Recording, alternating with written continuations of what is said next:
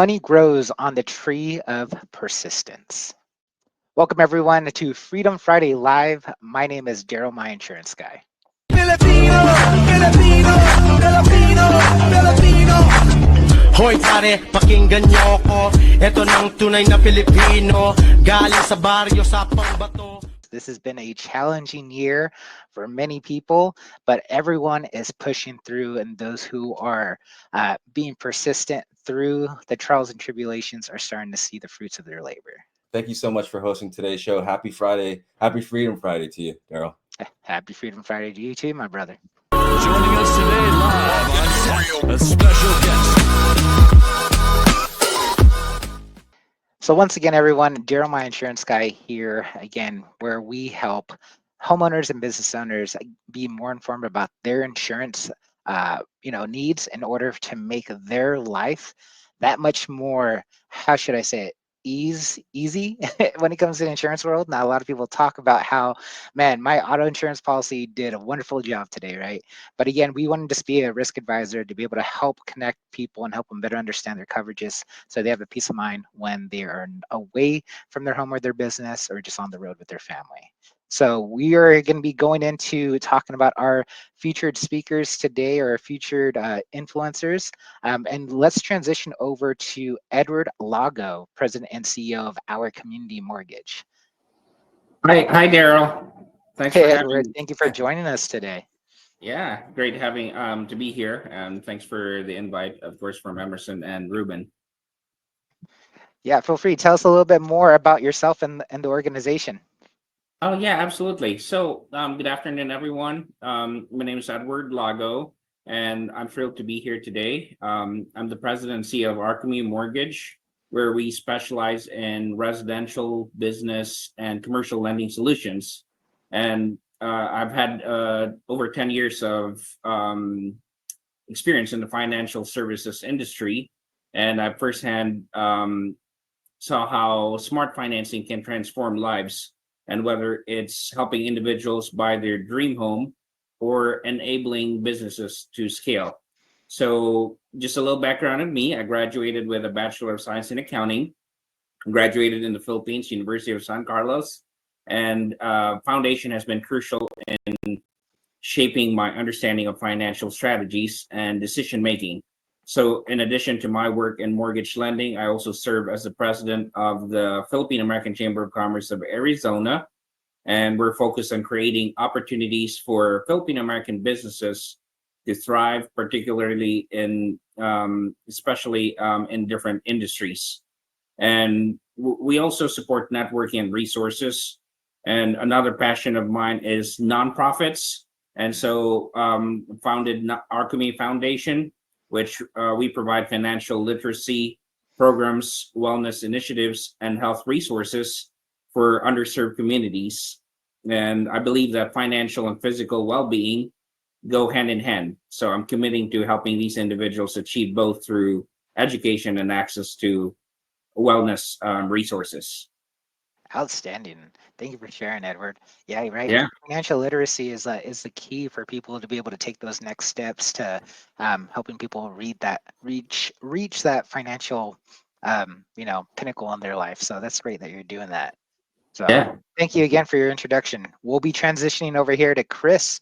Chris, welcome to the show. Thank you. Glad to be here.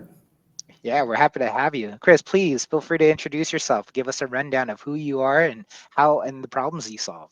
Yeah, absolutely. So I actually started my real estate career back in 2000 with Remax Real Estate. And again, my parents were both in the real estate field. My dad was a broker. My mom was a loan agent, but they were buying and selling commercial properties as well.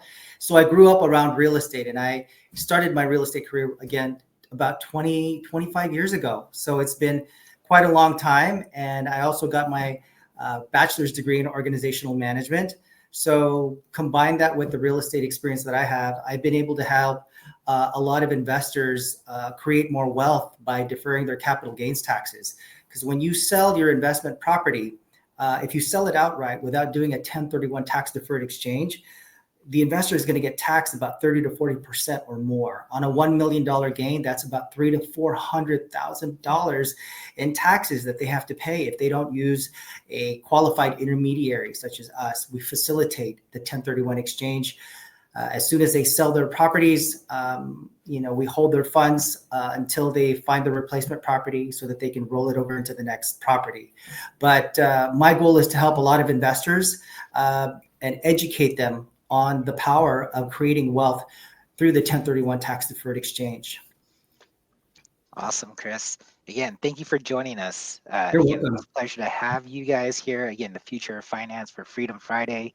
What's so cool about what I see every time when I'm part of this show is just like our fellow brothers and sisters in the entrepreneurship world, making changes, accomplishing things, making an impact in our communities. And this is something that's been pretty cool to be a part of and to see it grow. So I'm happy that you guys are here. And our featured speaker is going to be Ellen Rodriguez Swing. So again, Ellen is the founder of Framework Accounting, providing strategic tax and financial solutions for individuals and small businesses. With nearly 2 decades of experience, she's also served as an accountant at Envision Financial Systems and holds leadership roles with the Filipino-American Chamber of Commerce. So she's passionate about empowering communities. Ellen blends financial expertise with a commitment to cultural advocacy and education. Let's all welcome Ellen. Hi, everyone. Happy Friday. Happy And thank you for Friday. having me here again. Second time. There Yeah, you so go. Ellen Rodriguez Swing. I am an accountant and I own Framework Accounting. I'm a very proud first generation immigrant who built a career around more than just numbers. I'm also a community volunteer. I'm part of a Chamber of Commerce of Cerritos and Gateway Cities. And you can see me actually in a lot of these events because I am into giving back to the community. So my journey to entrepreneurship is actually from that experience. When I first stepped into entrepreneurship, I thought it was like chaotic, uncertain, but with the relationships that I've built and the trust that I've gained from engaging in these community events, I was able to form my current clientele, and it's growing. And I love helping people navigate the IRS tax laws, the different state compliance and tax requirements. I love helping people navigate through that so that they can concentrate on their main day-to-day operations. And that's pretty much sums what I have career-wise and community-wise. Thank you.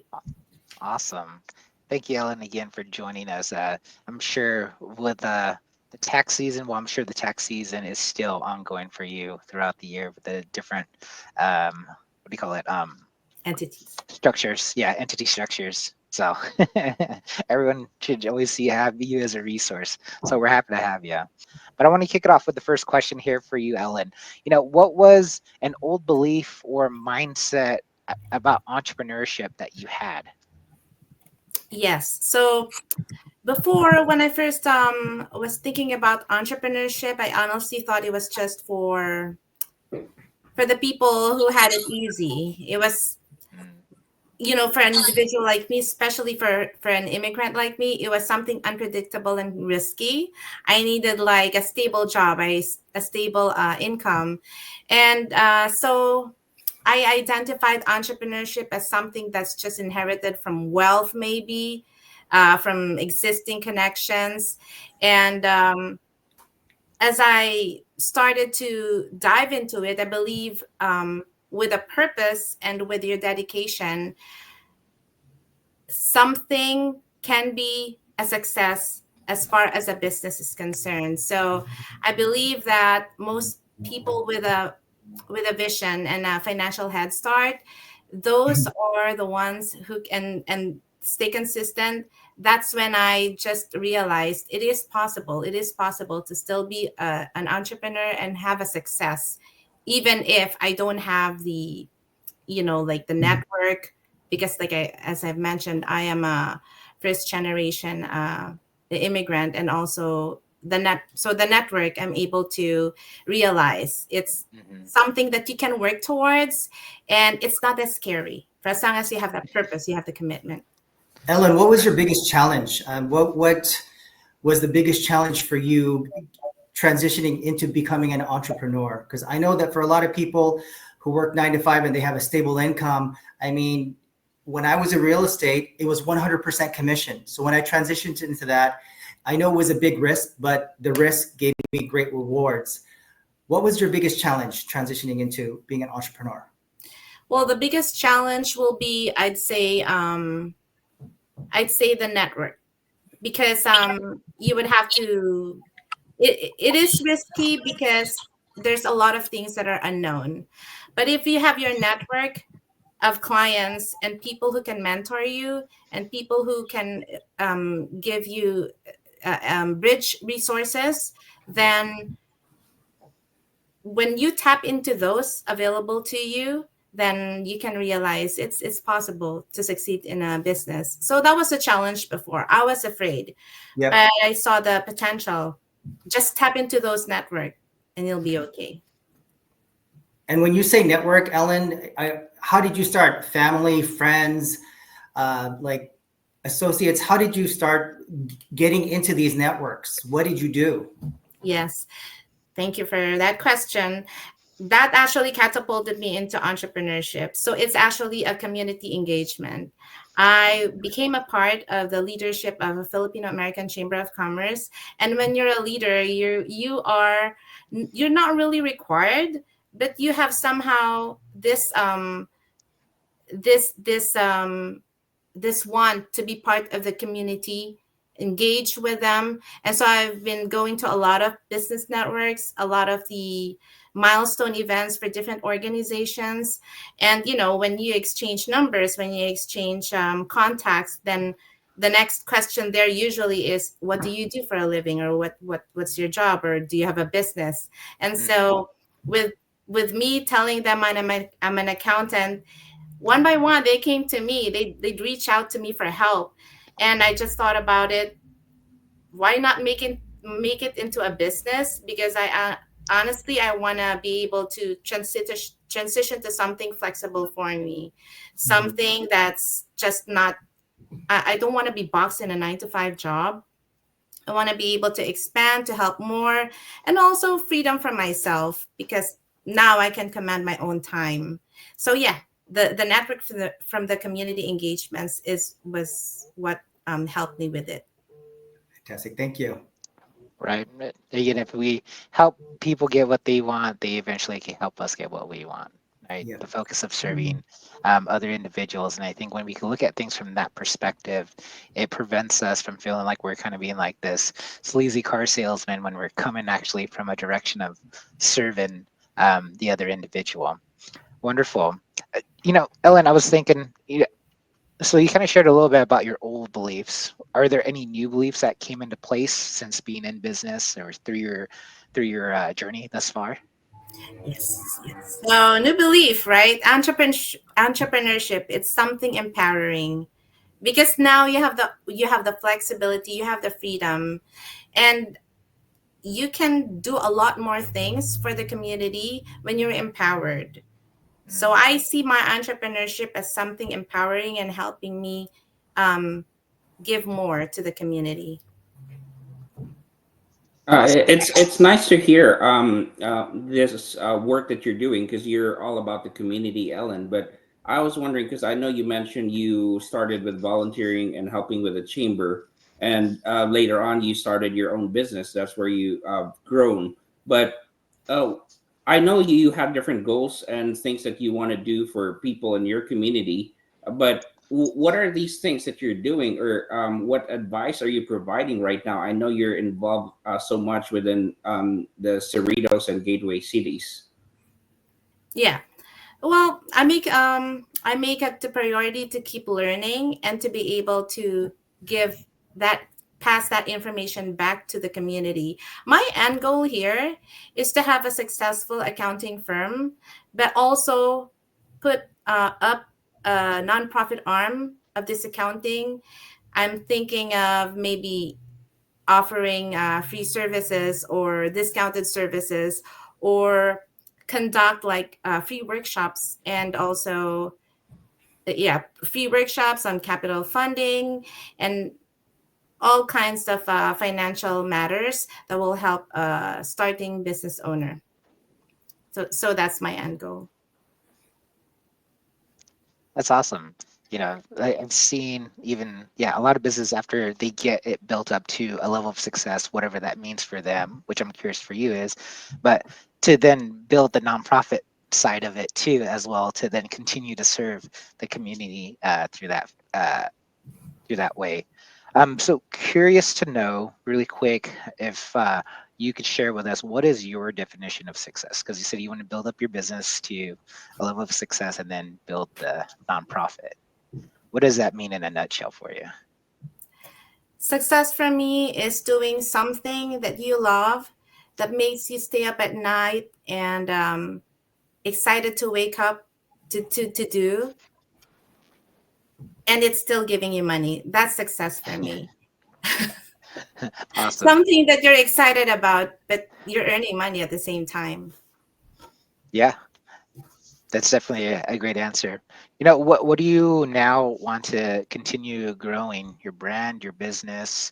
Is there one that you're leaning more towards, one or the other? Yes. So I stay active in the community, and I'd like my company to be known as somebody for, besides the for-profit small businesses, I want it to be known as a resource hub for nonprofit, because there's quite a few accountants that concentrate on nonprofit, and it's really challenging to navigate the nonprofit accounting. So I'd like to be known as that, and I'm leaning towards being in the community, staying engaged there, and making a priority of teaching or passing resources to the community. That's the kind of branding that I'm leaning towards. That's great. And so what is it that you're seeing as a trend for, the finance industry, moving forward? Yes. So as we all can see, there's definitely a big shift in automation, like AI, and then real-time analytics, and a lot of softwares are becoming available, or a lot of the software companies are updating their own products. And so how we approach bookkeeping and forecasting, we tend to utilize those automations, because now we can concentrate on strategies, the strategic part of the business, of doing business. But despite of the technology, there's still a strong need for human insight. So relationships. And good thing about my industry is, even though there are a lot of softwares that will automate a lot of tasks, you still need relationships for somebody to trust you with their numbers, with their books, with their banks. So Ellen, regarding relationships, regarding AI and technology nowadays, now that you've built up your business with the community, and how are you expanding your business using technology with social media, Instagram, Facebook, TikTok? Are you utilizing those types of technology in order to grow your business right now? Yeah, so of course, social media, that's the best marketing, because everyone's on the computer, everyone's on the internet. And so, yes, I am tapping into social media. I am part for my business. It's the basic QuickBooks, but then there's a lot of add-ins that I use to be able to make the accounting tasks more efficient and quicker. And a lot of the communications, of course, we do away with the usual snail mail. We tap into different ERP platforms and customer service related platforms. So I'm big about technology. I'm actually part of designing a financial analysis platform for a company. And I believe just we don't have to be afraid of AI replacing us, but if we are able to take advantage of the technology that's being offered to us, I think everything will be easy. Just keep the relationship part of your business intact. And since you mentioned about AI, Ellen, there are a lot of businesses and professionals who are still not doing a lot of social media. They're not moving to something that would benefit from AI. What advice can we give to these people who they think that it's still working well for them even without technology, social media, and AI? Well, they're going to be left behind. And I believe just a very few people are not using technology and social media. The only thing that I can advise though is so I don't know if that's going to be applicable, just because I know a lot of people, especially the business owners, are already on one of on any social media platform. However, I do want to advise on TikTok, because I've heard a lot of things about the backlash about TikTok. It's the social media for millennials and the Gen Zs, and they are the new the emerging leaders in the business. And if you want to tap into them, you have to use TikTok. Don't be afraid of it. Yeah, TikTok shop. People are making a lot of money, and the transitions there. Very Yeah. interesting stuff. So, but Ellen, I was curious to know, given the different people, different businesses you work with, the many conversations you've had throughout the chamber, what are some advice that you would be able to help out, or that you'd be able to provide, entrepreneurs going through it right now? Yeah. Thank you. One advice, because that worked for me, is lean into your community. A community like this, like the Pinoy in Productions community, or your Alliance, or your Chamber of Commerce community. Lean into them. Don't try to do it alone. Build relationships, ask questions, and stay curious. And then take time to understand your business. Mm. Take time to understand, continue learning, because everything's progressing so fast everywhere. There's a lot of developments, especially with AI. You have to catch up with that. And for me, in my industry, and if any of our viewers are considering going into my industry, then take time to know your numbers. They're not just financial data. They tell a lot of story about somebody else's business. And then give yourself permission to start, even if it's not it's challenging. And then just stay consistent, stay focused, receive I think my advice, actually, another one, is to find a mentor. If you're just starting in this industry, find a mentor that can help you, because I have one, and I'm learning a lot. And when you have that community, you have the resources, you have a mentor, and then you're just consistent and focused, then I think everything is possible to succeed in your business. Awesome. I really appreciate that, and I think a lot of other people could resonate with that.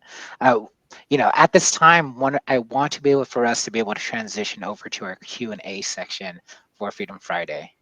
Let's make it happen, Emerson.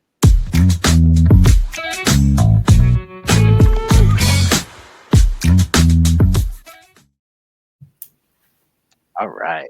So tons of experience, a lot of information. We will have to learn more about you, Ellen.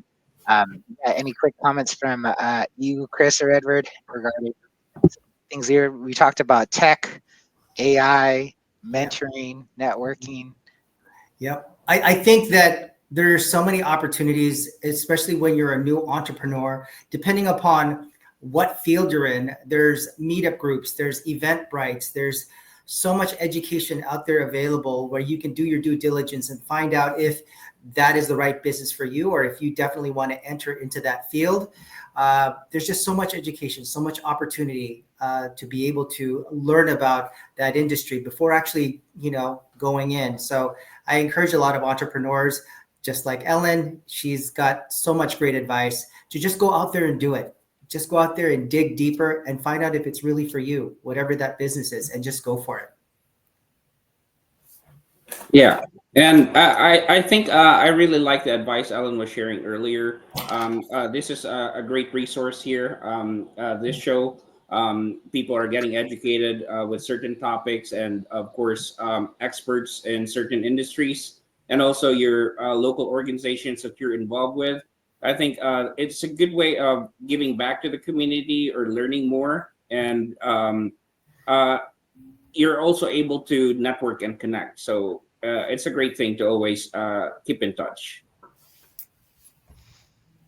Yeah, I really feel that, we all been through that journey of when we made that transition, trying to make new relationships and try to figure out how does this all work? Who's the right people to get in contact with and receive advice from?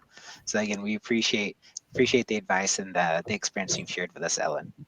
We did have a question here for you, Chris. Chris, what are some of the common misconceptions that your clients have about a 1031 exchange, and how do you address that? Yeah, that's a very good question. One of the misconceptions that they have is that they think that they can do a 1031 exchange on their primary residence. So obviously, when you do a 1031 exchange, you're saving about 30 to 40% in taxes, right? So many investors think, okay, great. Well, I'm going to go ahead and sell my primary residence and then buy an investment property. Well, you can't. It has to be investment for investment, real estate for real estate. So that's one of the common misconceptions, is that they can do that. So I'm out there educating everyone, doing presentations, Zoom meetings, everything that I can to educate the entrepreneur. However, there is the ability for the investor who has lived in the property, right? They use it as a primary residence. They can actually turn that into a qualified 1031 exchange if they turn it into a rental, right? So they lived in it for 2 years, they rent it out for 2 years, right? So that's 4 years. At the 5th year, if they decide to sell it, they can actually take advantage of two different benefits. The first one is the 121 tax exclusion, where the first $500,000 of gain is tax-free, right? The remaining balance, they can go ahead and do a 1031 exchange. So let's say they made $1 million in gain. That first $500,000 is tax-free. It goes into their bank account, and that additional $500,000 they can use as a down payment on another property, thereby deferring all of the capital gains taxes and not having to pay any of those taxes on the first $500,000. So you can take advantage of two different tax codes there. Yeah, well, I could definitely see you be a great resource to a lot of investors. That's for sure.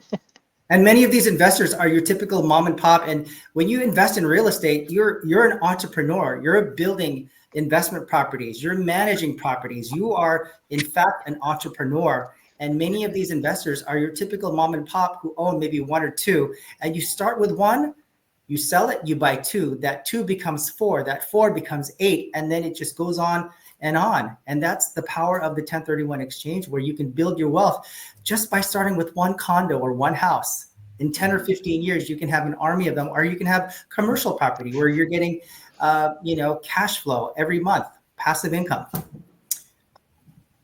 Right. So it's definitely interesting stuff.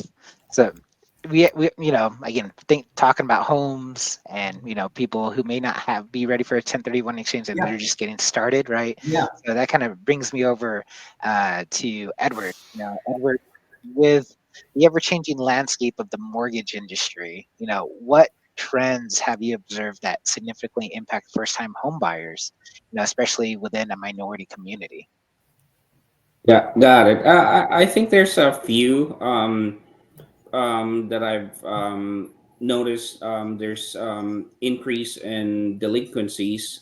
First time buyers using like certain programs are very common among minority communities, and they're facing higher delinquency rates due to financial pressures like inflation and rising mortgage rates. And then there's also higher loan denial rates. Right now, there's also not a lot of qualified home buyers, and but I'm very optimistic that um, I think the government's finding ways where it is going to be more affordable for first-time home buyers to own their own properties, especially hoping more positive things, especially for the minority community. Because right now, even for loan officers, there's still an under representation of minority loan officers. So we still lack the minority loan officers, which impacts some of the loan approval rates and the quality of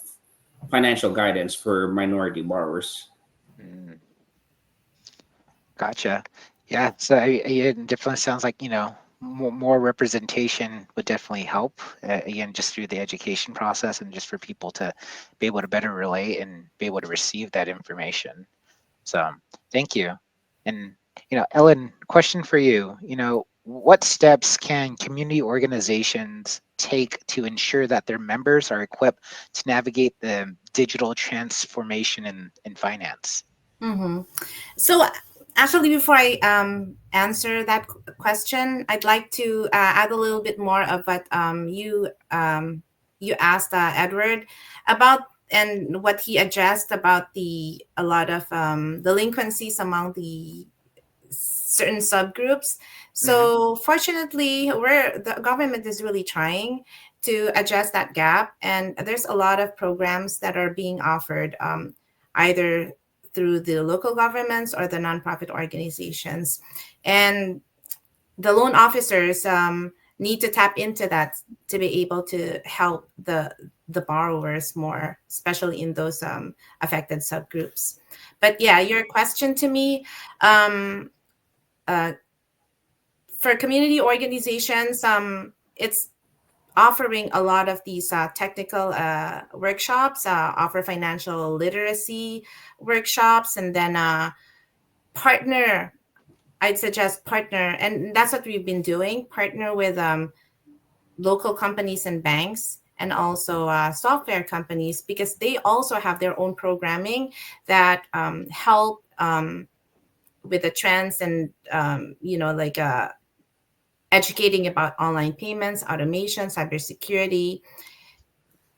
So a lot of like my chamber, we actually do a lot of collaborations with these companies to be able to offer these kind of resources to our members.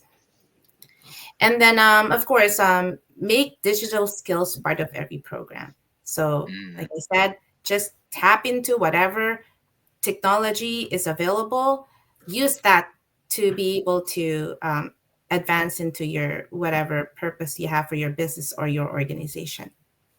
Yeah, most definitely. I know over here locally in Bakersfield, there's a program, I think it's called In Classroom, and ideally what they're doing there is helping people gain the digital skills and then trying to match them up with employers to help them get placement. So it's pretty cool. The next question we have for you is for you, Chris. Again, with the ever evolving landscape of real estate and finance, what are some of the trends that you foresee shaping the future of the 1031 exchange and investment strategies?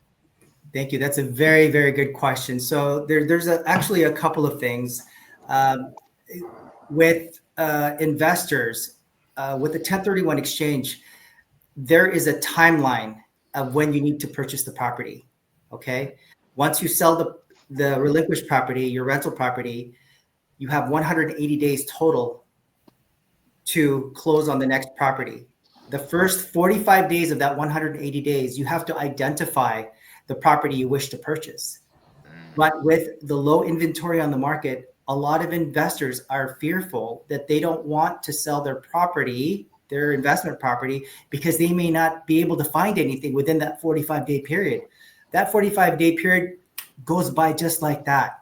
So if they can't find anything, then it's a failed exchange. So we see a trend of investors doing what's called a reverse exchange, right? A reverse Okay. exchange allows the investor to purchase their replacement property first, close on that property, right? They locked it in. Mhm. Opportunity is knocking on their door and they find a property that they absolutely love. And then it gives them time to sell their relinquished property, which helps them out because now they feel great. They're the ones who identify the property that they absolutely love, and it gave them time to sell the relinquished property. So we see a lot of increase in reverse exchanges, but also for a lot of investors, a lot of the baby boomers who own a lot of the wealth in real estate are not wanting to do a 1031 exchange because they don't want to purchase more investment properties. They're tired of the tenants, the toilets, the trash, and the turmoil. Trust me, I've been around real estate all my life and I've had to deal with all of that. So the question you ask them when you're talking to them is, how do you like being a landlord? Mhm. You just be quiet. And then they talk to you and tell you about all the horror stories that they have. So for a lot of those investors who are in their late 60s, 70s, 80s, and into their 90s, they don't have to buy more real estate, traditional real estate, right? When they do Yeah. the 1031 exchange, they can actually go and roll it into what's called a Delaware statutory trust. And what that is they're able to roll that, let's say it's $1 million gain, they're able to roll that over into this DST, which is a syndication, okay? A syndication, and it's a portfolio of real estate, whether it be senior housing, student housing, um, multi-families, hotels, they own a fractional ownership of that portfolio of real estate, and Mhm. they get a passive income on a monthly basis without having to deal with any more management. But they're in there for 5 to 7 years. They lose all control over management. They don't have to manage it anymore, but they have no voting rights. Mhm. So at that point, when that 5 to 7 year period ends, they can roll back into another Delaware statutory trust, right? Because they're getting some really good returns on their investment and they're getting passive income, or they Yeah. can go to traditional real estate. So those are some of the kind of trends that there are. And a lot of investors don't know that they can actually go into a Delaware statutory trust where they can actually be free from the tenants and actually start enjoying their life. So that's what I educate people on, that is an opportunity. And a lot of people don't know that that opportunity is there. So hopefully this will encourage them to learn more about it and I can tell them more about it. So Yeah. Most definitely, Chris. Again, yeah, it's wealth of knowledge. I'm sure a lot of people have a lot more questions. I'll probably reach out to you too because yeah, I never heard the reverse exchange, so that's pretty cool to hear. yeah. Um, question over here for Edward. Edward, looking ahead for yourself, what innovations do you foresee becoming integral to the mortgage industry? How is your company, preparing for these potential changes?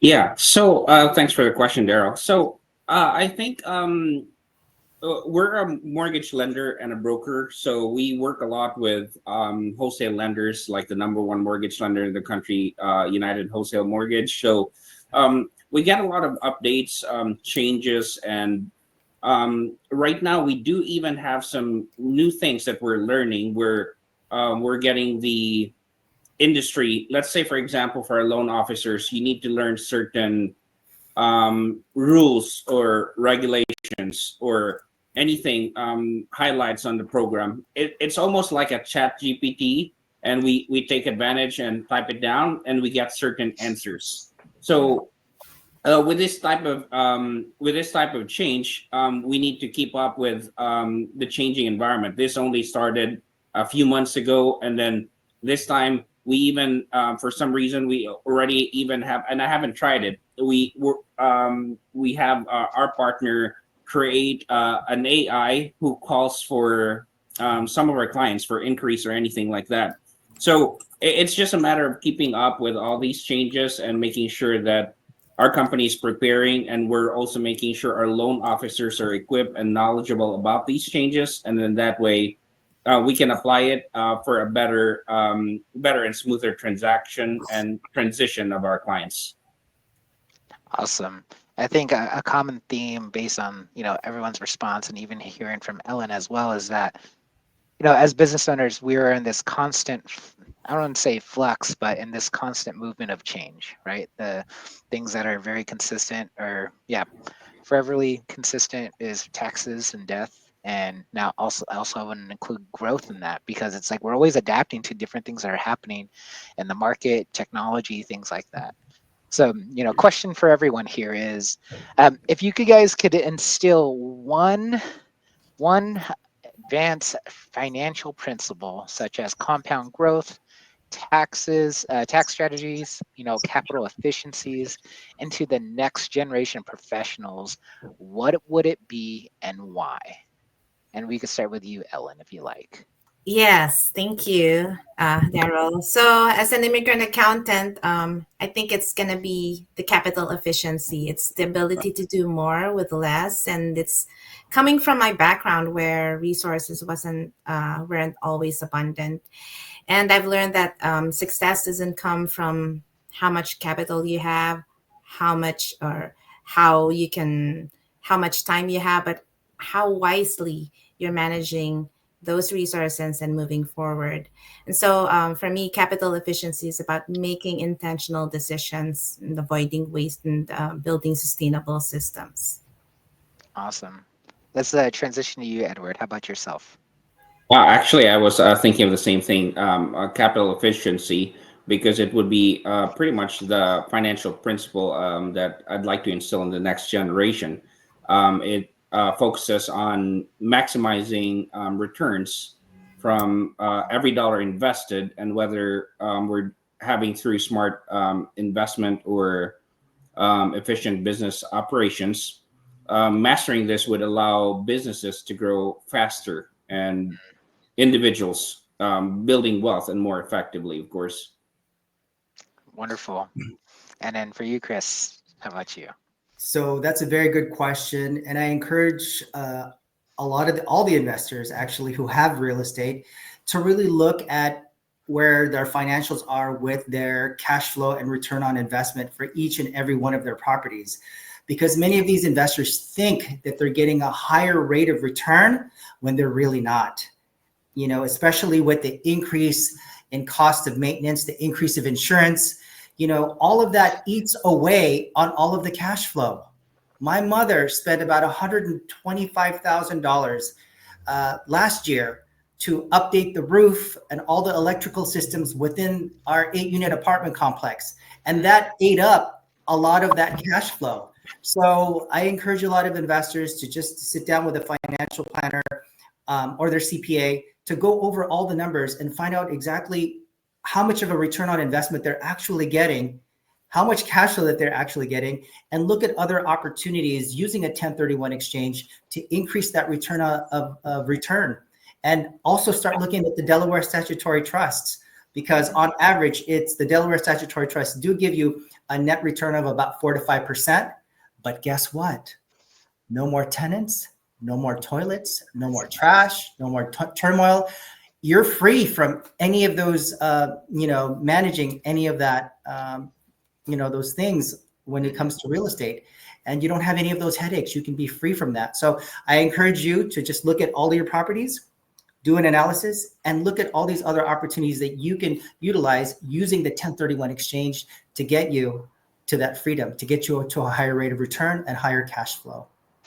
Most definitely. Thank you, Chris. Yeah, kind of tying it back to what Ellen shared initially in her story of, having a network of individuals who specialize in the different aspects of your business or what your goals are, and be able to connect with those individuals. So then, you could have that expert to be able to, give you that sense of direction and confidence of what you guys' plans are for the future. Again, Okay. what Thank are you. some final takeaways that you guys got from our gathering here today? I think just going out and making it happen. And with Ellen, it's very encouraging to see her using the community to actually get her business started. And that's what you do. It's all the networking that you do and doing your due diligence and just going for it. I think you just can't be afraid. If freedom is what you want and you're able to find your passion, and as Ellen says, also make money doing it, wake up the next day feeling great about what you're doing, then you're living the American dream. I agree with you. Edward, how about yourself? Yeah, I think for everyone, stay educated about your finances, whether it's through reading or seeking professional guidance. We got the different experts here in this show today. 1031 Exchange, you got Chris. You also have Ellen with Framework Accounting. And if you guys have any advice on financing, lending, and that's me, Edward. So just remember that financial health and personal well being go hand in hand. And so we want to prioritize both. Keep learning, stay flexible, embrace the opportunities that come your way, and of course, take advantage of resources you have within your community, as what was emphasized earlier. And of course, thanks for having me here as well. And great having to connect with Daryl here. Great knowing him, and looking forward to more of any engagement or meetings that we could have in the future. Outstanding. Yeah, thank you again for coming through. Ellen, final takeaway from Yes. our overall. Thank you. Yeah. So my takeaway here is empowering the communities, like this community of experts through education. And yeah, that's my takeaway. Keep on engaging in these kinds of communities, then receive knowledge and information. Outstanding. With us being able to gather here today, this is just another awesome way where we could leverage one, technology, right? Two, the networks of networks, and we Mhm. all found a way to connect, and we all come from different industries, and that's what allows us to be that much more resourceful as well as valuable to our community in our respective areas, right? I never had a 1031 exchange direct contact. Now I do, Mhm. right? And then it's awesome to hear that with Ellen and Edward both being part of the Asian or Filipino Chamber of Commerce. I'm actually wearing my volunteer shirt with the Kern County Asian Chamber of Commerce. If I have any questions there, I have someone to talk to now. And that's the serendipity, I think, of us gathering here today, is just that you never know who you're going to meet. But I think if we're coming out, we're coming out and showing up with the right frame of mind and in a good place. Trying to say like with our heart. We're showing up. We're just showing up right. Mhm. Necessarily trying to educate, like Ellen says, empowering people. Um, this you just don't know what's just going to come from this. It's like the what is it? The seed. What's that seed? The one that can grow in the rock and break the Mus- boulder. Mustard seed. Poppy seed. Isn't it a poppy seed? Mustard seed. You said it. Yeah, a mustard seed, right? Now, faith of a mustard seed. You never know what's going to happen. By showing up, you can see that happen. I don't know. Can you guys relate to any of that? Yeah, absolutely. I mean, it just starts with that seed and it just blooms. You just have to just keep watering it and just keep, talking to your plant and motivating it. It's going to grow. There's just nowhere to go but up. There's nowhere to go but just moving forward and being successful. So it just starts out with that seed, right? You just got to Mhm. keep watering it. You just got to keep feeding it, and then eventually it's going to bloom into a successful business like Ellen and Edward. And I'm definitely gonna need to talk to Ellen and Edward because I definitely like to refer clients to you. Connecting the Filipino community together. This is what we do. Now I have a CPA, and I actually used to live in Cerritos. I lived there for like 15 years. And yeah, that's pretty interesting that you're coming from the Cerritos area. And Edward, there's clients who need loans for their upleg property with doing a 1031 exchange. And I'd like to talk to you more both about that so that I can send you guys referrals as well. So that's my plan. Yeah, absolutely. We should keep in touch. I'll be getting all your information, Daryl and Chris and Ellen. Perfect. Yes, this is exciting. Our network is coming together stronger with different kinds of expert leaders. I'd like for it, Ruben just mentioned Cerritos has a lot of great restaurants. So hopefully we can do this in person. I mean, this Yeah. is a great platform for the ever evolving, faster Yeah. growth of the whole world Mhm. being um, doing this kind of a talk show online, but sometimes we just need to have in person. I believe we're gonna have an upcoming. Yeah. Is it an in-person business mixer on July 1st that was announced earlier? Hopefully, we can do that in Cerritos. Yeah. Yeah, so it looks like it is going to be happening here in person on July 1st. Details, though, are to be determined. Can I just come in here? I have to add something. Go for it. For sure, I know all each of you have connections to Chamber of Commerce's. I think the way that we really make this a reality is by utilizing maybe the platform to connect each chamber together, because maybe each chamber doesn't realize the power of connecting with each other, in the sense that we can have this nationwide presence. You know what I mean, it's really just about bridging the gaps between those, different communities and different organizations, and really just coming together. So I see it happening already. It's gonna happen. We're gonna do it. So again, I really appreciate all you guys for being on the show. Thank you for having us. Thank you for having me. I appreciate it. Yeah, thanks for having me too, Ruben. Of course, you guys did it amazing, and it wouldn't have happened without you. And I want to just thank Daryl one last time for being the man and running the show today. Thank you, Daryl. You did a great job. I need to talk to you about insurance, though. Definitely, all of you. I need all your contacts so that I can start referring to business. We'd love to Right here. connect. All right, you guys. Well, until next time, we'll absolutely connect and create opportunities together. It was a pleasure meeting everybody, and I hope that with all of us together, we can help the Filipino community and the entrepreneurs within our communities to be more successful. So thank you. Most definitely. All All right, guys. Well, thank you again for showing up today. Just being vulnerable, sharing your expertise, and thank you again, Ruben, for connecting us all here today. Thank you, Ruben. That's it. Thank you. Absolutely. Edward, Ellen, Daryl, nice to meet you. Nice Take to care. meet you. Yeah, nice to meet you all. Okay. Think about finance as more than just numbers.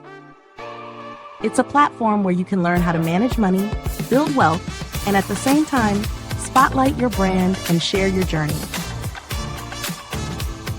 Filipinos in Productions brings Filipino-American professionals in the finance industry together to connect, collaborate, and create meaningful opportunities. We open the floor for real conversations about money, mindset, and making an impact.